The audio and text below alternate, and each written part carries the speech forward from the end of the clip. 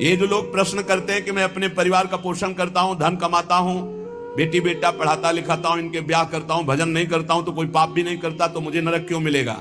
ध्यान से सुनिए, चाहे वो 4 वर्णों में किसी वर्ण वाला हो, 4 आश्रमों में किसी आश्रम वाला हो, वर्ण और आश्रम में रहने वाले हर व्यक्ति का कर्तव्य है भजन करना। भेजे ही गए हो भजन करने के लिए। ये मानव देह भोगों के लिए नहीं, यथावत धर्म पूर्वक भोग को भोगते हुए, भजन करते हुए भगवत प्राप्ति करने के लिए। इस तन का एक ही फल है भजन। नर्तन कर फल विषय न भाई, भजी राम सब काम बिहाई। जो मनुष्य मानव देह प्राप्त करके भजन नहीं करता, उसको इस बात का दंड मिलता है, वो अपने वर्ण आश्रम से भ्रष्ट होकर नीच योनियों में जाता है और बहुत कष्ट पाता है। क्यों? क्योंकि एक ही ये योनि है जिससे हम निकल पाएंगे 84 लाख योनियों में। लोगों की मान्यता है हमारी कामना भगवान तो पूर्ण नहीं करते। कहां भगवान? कैसा भगवान? कौन भगवान?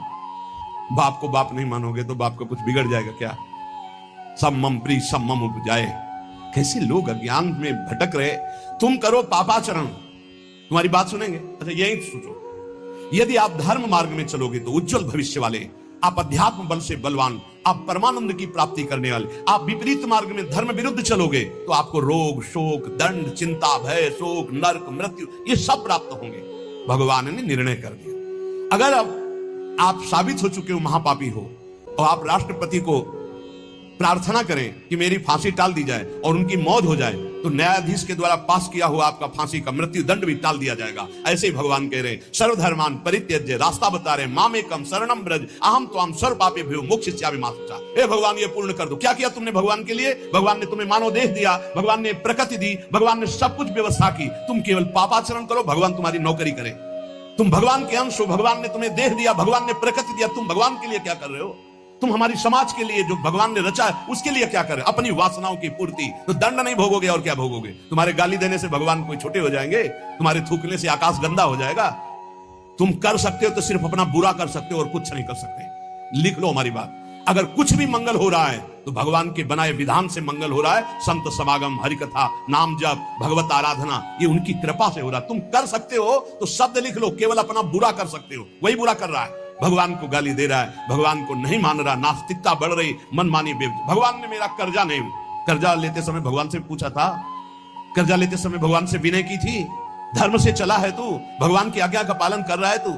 अरे भगवान तो सबके पिता हैं, परम उदार हैं। गाली देने वाले को भी प्रकृति से नहीं रोकते, इसको श्वास मत लेने देना, ये मुझे गाली देता है। नहीं, अच्छी ऑक्सीजन देते हैं, पानी देते हैं, भोजन देते हैं, उसके लिए पृथ्वी फट नहीं जाती है, उसको भी पृथ्वी अपनी गोद में रखती है, जो भगवान को गाली दे। कैसे नीच बुद्धि वाले अपना काम बनाने के लिए आए हो और अपना काम बिगाड़ रहे हो। जिनसे काम बनना है उन्हीं में नास्तिकता कर रहे हो। कौन है आधार यहां इस जगत का? वही सर्वाधार परमात्मा। तुम अंधे हो, दिखाई नहीं दे रहा?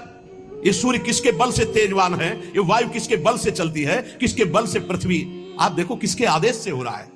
एक जरा सा झटका आता है, प्रांत का प्रांत चकनाचूर हो जाते हैं। वो सामर्थ्यशाली भगवान है। तुम्हारे कुछ कहने से होगा? चींटी की तरह पिस जाओगे। उसकी शक्तियां अनंत है। होश में अगर जीवन को मंगलमय सार्थक बनाना है तो एकमात्र भगवान की शरण है। और अगर कुछ भी और करोगे तो अपने को बर्बाद करोगे, सिर्फ बर्बाद करोगे, सिर्फ विनाश करोगे अपना, और कुछ मंगल नहीं कर सकते। भगवान का आश्रय ले लो, वो बहुत करुणामय है। ये जो पुरुष चारों वर्ण या चारों आश्रम में है, यदि भजन नहीं करते तो इस बात का दंड मिलेगा कि मानव देह तुम्हें मिला है भगवत प्राप्ति के लिए। देखो, बोले भला पिता अपना बालक का अहित चाहता है? हाँ चाहता है। एक पिता के पुत्र ने किसी नाबालिग का बलात्कार करके उसको मार डाला। उससे वो समाचार वाला पूछता है कि आप अपने ऐसे पुत्र के लिए क्या बोलेंगे? तो बोले यही बोलूंगा कि जल्दी से गिरफ्तार किया जाए और उसको फांसी की सजा दी जाए। मेरे बालक ने ऐसा अपवित्र कार्य किया, मैं कभी देखना नहीं चाहूंगा कि वो मेरे सामने आवे, उसको जल्दी से जल्दी पकड़ा जाए। ये जब एक साधारण पिता ऐसा बोल सकता है तो असाधारण पिता जो धर्म के विरुद्ध चलेगा, तिनकर काल रूप में भ्राता, वो भगवान साक्षात धर्म स्वरूप है। कोई धर्मात्मा पिता नहीं चाहेगा कि उसका पिता अपवित्र कार्य करे और उसे गले से लगाए। फिर भी मेरे भगवान कह रहे हैं, अहम त्वाम सर्व पापेभ्यो मोक्षयिष्यामि मा शुचा। अपिचेत सुदुराचारो भजते माम अनन्य भाग। महादुराचारी भी हो तो आ जाए कह के कि प्रभु मैं आपका हूं, आपके सिवा कोई मुझे नहीं बचा सकता, तो मैं तुम्हें साधु समंतव्य सम्यक व्यवसिता हिस्सा, मैं तुम्हें साधु बनाऊं। फिर भी भगवान को कैसे शब्दों से बोलते? कोई भगवान नहीं। मनमानी आचरण करो, पता चल जाएगा भगवान है कि नहीं। अंतिम समय तक तो पता चल जाए। एक डॉक्टर बोले थे हमसे, जब गंगा किनारे भ्रमण करते थे, बहुत अमेरिका से पढ़ के आए थे, मार विज्ञान छांटते चले जाए, कौन भगवान, कैसा भगवान, क्या।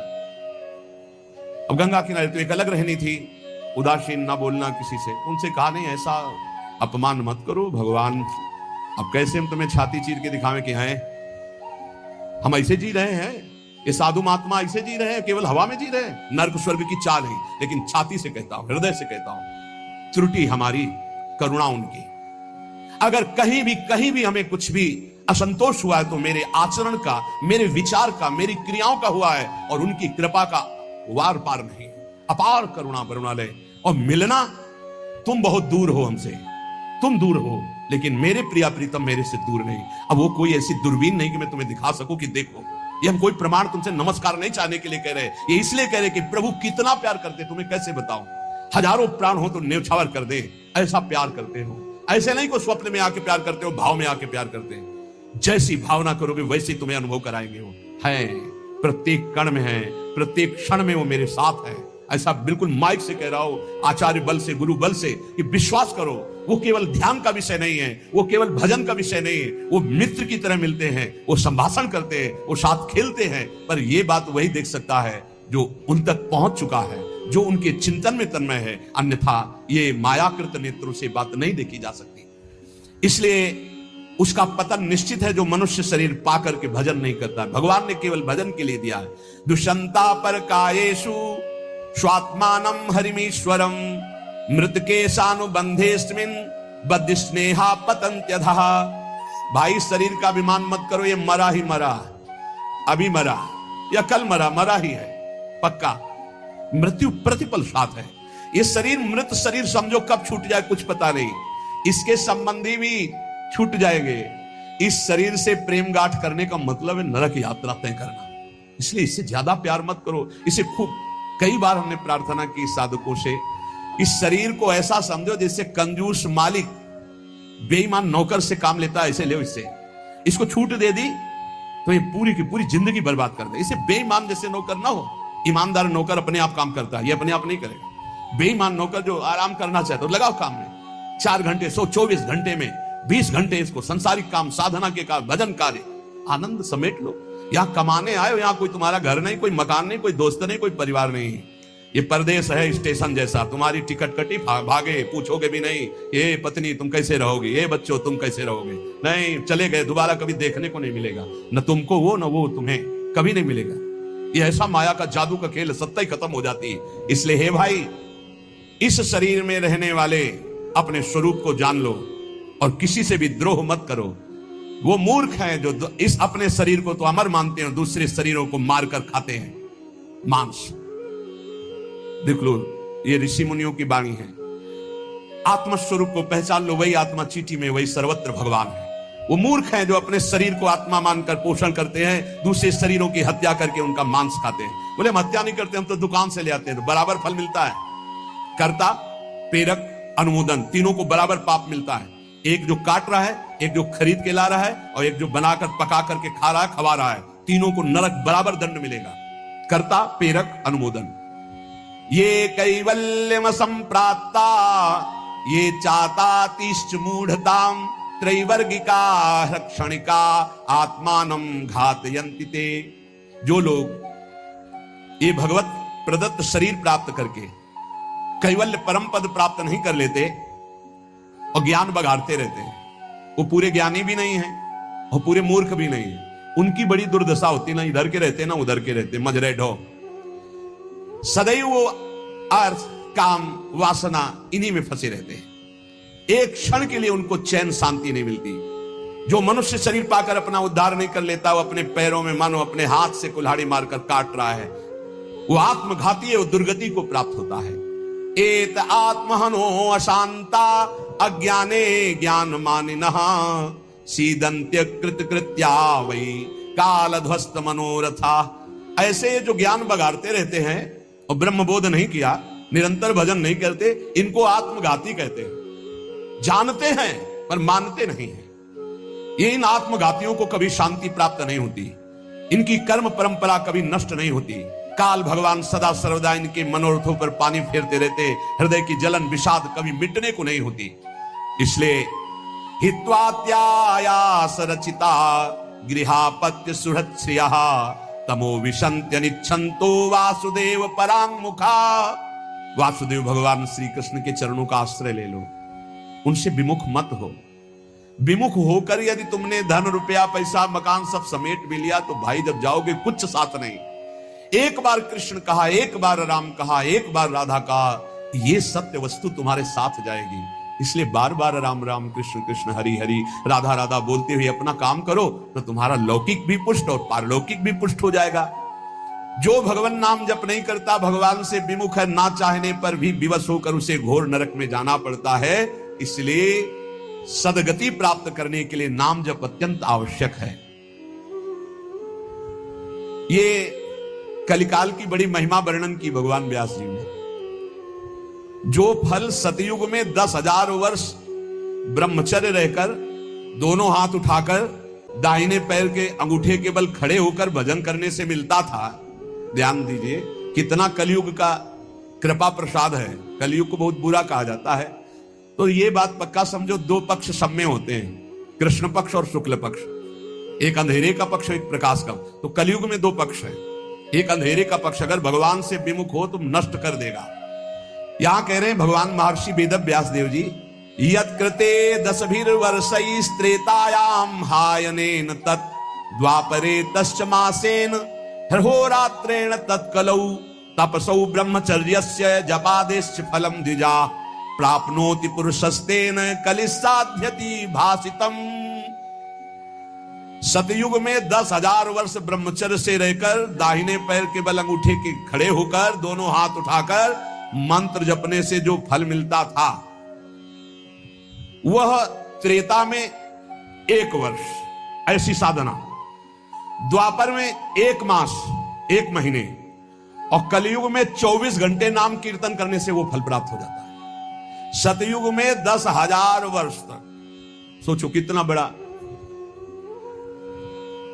कलयुग जैसा कलयुग समयुग आन नहीं, जो मन कर विश्वास, जो नर कर विश्वास, बहुत बड़ा लाभ कलयुग। 24 घंटे नाम कीर्तन से फल मिलेगा, जो बड़ी बड़ी तपस्याओं से, बड़ी बड़ी साधनाओं से।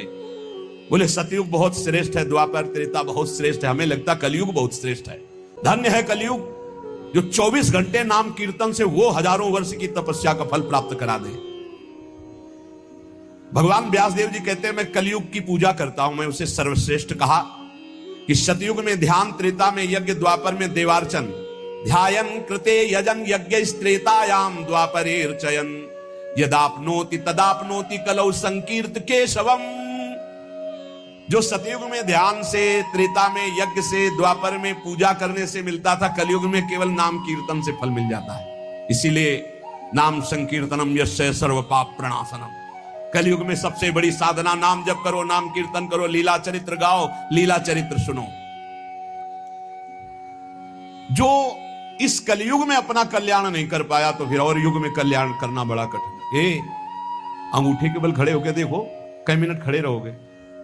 ऐसे उपमन्यु आदि बड़े बड़े महात्माओं के चरित्र आते हैं, 1000 वर्ष, 10,000 वर्ष ऐसे। अरे यही सौभरी ऋषि यमुना में डुबकी लगा के भजन करके देखो, कई मिनट करोगे। जल को स्तंभित कर दिया और समाधिस्थ हो। ऐसे ऐसे महात्मा, अपने लोग महात्मा कहते हैं अपने को। डुबकी लगा के 2 मिनट नहीं रुक सकते नीचे, वो समाधिस्थ है। मछली को देख के 50 ब्याह करते हो, तुम मोबाइल में देख के क्या करोगे, तुम्हारे क्या होगा। इसीलिए बहुत होश में, कलयुग में बहुत महानता है भगवत प्राप्ति की, बहुत सुविधा है भगवत प्राप्ति की, तो होश में हो जाओ तो। पर ये होश रहने नहीं देता। ये किसके होश उड़ाता है, इसका प्रवेश कहां है, बता चुके कई बार। मदिरा पान करने वाला, मांस खाने वाला, पराई स्त्री से व्यभिचार करने वाला और स्वर्ण चोरी करने वाला, जुआ खेलने वाला, छल झूठ कपट रजोगुण, ये सब इसके स्थान है। नाम जप करो, पवित्र भगवत प्रसाद पाओ। कहां कलयुग है, आनंद ही आनंद। बोलो यहां कितनी देर कलयुग लगा तुम्हारे ऊपर, आनंद ही आनंद है। कलयुग समझुग आन नहीं, जो नर कर विश्वास, गाय राम गुण गण विमल भौबिन तरई प्रयास। कितना बड़े कलयुग केवल नाम आधारा, कोई बात और हो ना हो, राधा राधा राधा पार हो गए। सुखस्यांतरम दुखम दुखस्यांतरम सुखम पर्यायेणोपसर्पन्ते नरम नेमि मरा इव। भाई जैसे रात के बाद दिन आता है, दिन के बाद रात आती है, ऐसे तुम सुख में हो तो दुख आने वाला है, तैयार हो जाओ। और दुख में हो तो सुख आने वाला है। सुखम श्यांतरम दुखम, दुख श्यांतरम सुखम, भगवान व्यासदेव जी कह रहे हैं।